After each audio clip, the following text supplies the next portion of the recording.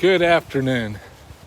What a great day it is. It's just beautiful out. It's probably right before the winter's going to be here, but it's still awesome to be outside and enjoying just the splendor of creation. I'm kind of a numbers person, so I geek out on that sort of thing from time to time. And I just thought I would share some of that geekiness with you. If you look up there, there's just a bunch of trees. This one doesn't have any leaves left. That one does. That one does. That tall one up there doesn't. I'm trying to find there. Well, here goes some up there. See those guys coming down? The leaves are just falling. And the other day I was just didn't have anything going on, and I just watched one from the top all the way down of a tree, and it took about 7 seconds. 7 seconds to just meander its way down. It was pretty cool. It's kind of a chill kind of thing to watch one just work its way down and drift back and forth till it finally hits the ground. But then I went and looked at Google and said, how many leaves are there on a mature oak tree? It's about 500,000.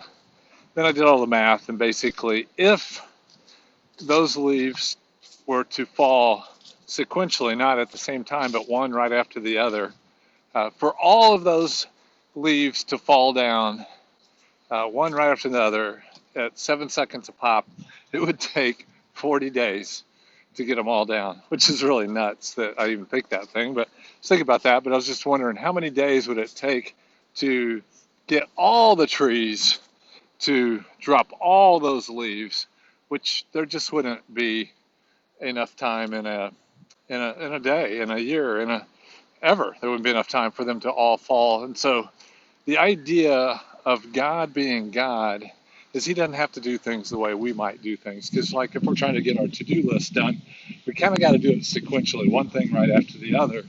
And so he can multitask in a way that he attends to every single detail of a situation. These leaves, they changed the proper color. They did it at the proper time. They didn't drop their leaves in April. They didn't grow leaves in October. They did it at the exact right time. And that's the majesty and the power of God. And so in Scripture it says, to God, a day is like 1,000 years, and 1,000 years is like a day. God is not controlled by time. He controls time.